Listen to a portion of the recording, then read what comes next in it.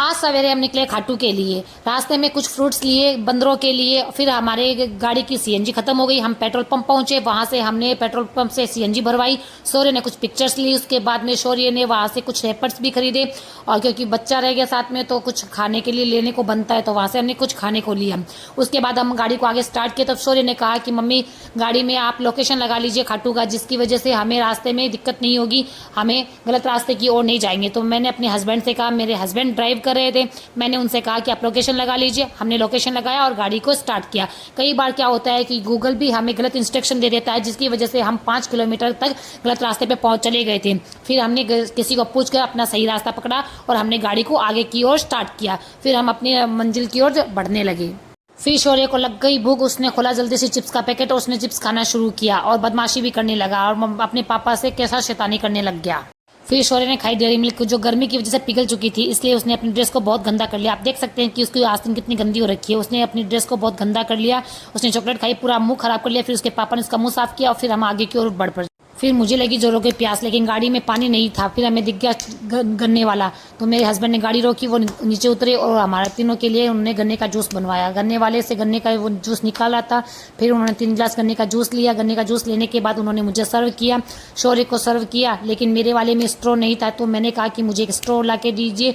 तो उन्होंने अपने गन्ने का जूस पी लिया। फिर वो मेरे लिए गन्ने के जूस पीने के लिए स्ट्रॉ लेकर आए, शौर्य के लेके आए। फिर हम तीनों ने गन्ने का जूस पिया, जिसे पीकर सच में बहुत ही ठंडक मिली, क्योंकि गर्मी बहुत अधिक थी, इतनी तेज धूप थी कि चलना मुश्किल हो पा रहा था। हम तीनों ने गन्ने का जूस पिया, फिर हमने गाड़ी को आगे की ओर किया और हम खाटू की ओर निकल पड़े। फिर शौर्य 2 मिनट के लिए सो गया। 2 सेकंड में ही उड़ के वापस मस्ती करने लगा और बदमाशी करने लगा और सबको जय श्री श्याम बोलने लगा। फिर थोड़ी दूर आगे बढ़े कि शौर्य ने बोलना शुरू कर दिया कि मुझे फ्रेश होना है। फिर मैंने इसके पापा को कहा, इसके पापा ने गाड़ी को रोका। गाड़ी को रोक कर शौर्य को फ्रेश होने के लिए लेके गए। साथ में मैं गाड़ी में अकेली बैठी थी, चाहे इतनी अधिक धूप होने के कारण मुझे बहुत अधिक गर्मी लग रही थी, ऐसी भी काम नहीं करा था। फिर शौर्य फ्रेश होकर जल्दी ही वापस लौट आया।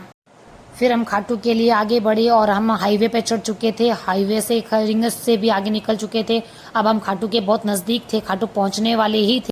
जल्दी हम खाटू पहुंच गए, पर खाटू में जाते ही वहाँ पे इतनी ज़्यादा भीड़ थी, क्योंकि उससे पहले दिन हनुमान जन्मोत्सव था, तो सभी लोगों ने हनुमान जी के धोख लगाए। तो जो हनुमान जी के धोख लगाता है वो खाटू ज़रूर आता है, तो सब लोगों ने खाटू में भी धोख लगाई, जिस वजह से वहाँ पे बहुत अधिक भीड़ थी। गाड़ियों की इतनी भीड़ थी कि हम 1 मीटर चलने के लिए भी हमें कम से कम 1 घंटे तक का वेट करना पड़ा। बड़ी मुश्किल से हमें पार्किंग की जगह मिली। हमने गाड़ी को बड़ी मुश्किल से पार्क किया और गाड़ी से नीचे उतरे। गाड़ी से उतरकर शौर्य ने अपने पापा का हाथ पकड़ लिया और वो हम आगे की ओर बढ़ने लगे। सामने आपको तोरण गेट दिखाई देने वाला है कि हम तोरण गेट की ओर पहुंचे। रास्ते में बहुत अधिक भीड़ थी, क्योंकि बहुत भक्त वो यहाँ पे दर्शन करने के लिए आए थे।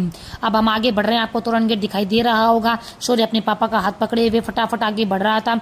धूप बहुत अधिक थी, फर्श बहुत गर्म था, लेकिन हम लोगों ने चप्पल पहन रखी थी, इसलिए हमें इतना पता नहीं चला। और अब आ गया है तोरण गेट, वो मंजिल जहाँ के लिए हम सुबह से गाड़ी में रवाना हुए थे। हम जा रहे हैं खाटू दर्शन के लिए। तोरण गेट पे पहुंचकर हम सब ने खाटू श्याम नरेश को दंडवत प्रणाम किया। मेरे हस्बैंड ने दंडवत प्रणाम किया, मेरे बेटे ने भी दंडवत प्रणाम किया, और देखिए भक्त भी वहाँ पर दंडवत प्रणाम कर रहे हैं। फिर हमने एक फोटो ली, फिर शौर्य ने भी फिर 1-2 हमने की पिक्चर क्लिक की। फिर आगे बढ़े। आगे बढ़ते शौर्य को दिखा कॉटन कैंडी वाला। फिर शौर्य बोला कि मैं कॉटन कैंडी लूंगा। फिर कहने लगा कि मैं ग्रीन कलर का लूंगा, पिंक कलर का लूंगा। उसके पापा ने बड़ी मुश्किल से उसको चॉइस करा कि ग्रीन कलर की कॉटन कैंडी दिलवाई। फिर हम कॉटन कैंडी लेकर आगे बढ़े दर्शन करने की ओर। हम आगे बढ़े। मंदिर में बहुत अधिक भीड़ थी, हमने चप्पलें खोली, प्रसाद लिया, फिर हम लाइन में लग गए। लाइन में लगे हुए में बहुत ज्यादा टाइम लग गया। देखिए, आप देख पा रहे होंगे कि मंदिर में कितना कचरा किया हुआ है। आप सभी से अनुरोध है कि जब भी आप खाटू के यहाँ जाए तो प्लीज वहाँ पे कचरा ना फैलाए, इससे आने जाने वाले भक्तों को बड़ी दिक्कत होती है। मुझे बड़ी दिक्कत हुई, क्योंकि मेरे पैरों में दर्द रहता है। फिर हम लाइन में लग गए। लाइन बहुत बड़ी थी, क्योंकि भीड़ बहुत ज्यादा थी। लाइन बहुत बड़ी होने के कारण हमारा नंबर कम से कम 3-4 घंटे में आया। हम धीरे धीरे लाइन में आगे की ओर बढ़ रहे थे। वैसे वैसे हमारे शाम का दरबार हमारे नजदीक आता जा रहा था।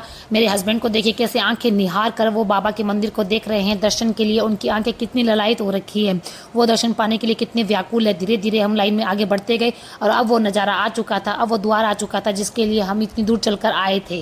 फिर हम लाइन में आगे बढ़े। मैं वीडियो बना रही थी तो गार्ड्स ने मुझे फ़ोन चलाने के लिए मना कर दिया। फिर हम आगे बढ़े और वो नज़ारा आ गया जहाँ पे हमने दर्शन करने थे। फिर बाबा की हमने बहुत अच्छे से दर्शन किए, बहुत आनंद आया दर्शन करके। बड़े भाव से, बड़े मन से, बड़े दिल से हमने बाबा के दर्शन किए और दर्शन हो जाने के बाद अब हम वापस अपने घर को आने के लिए गाड़ी में बैठ गए और गाड़ी में ट्रैफिक बहुत अधिक था। अभी भी हमने बड़ी मुश्किल से अपनी गाड़ी को ट्रैफिक में से निकाला और अपने घर की ओर रवाना हो गए। आते वक्त हमने गाड़ी बड़ी ही ध्यान से और बहुत ही धीरे से चलाई, क्योंकि मेरे हस्बैंड जो है वो बहुत बुरी तरह से थक चुके थे, क्योंकि इतनी गर्मी होने के कारण पूरे रास्ते उन्होंने ड्राइव की थी।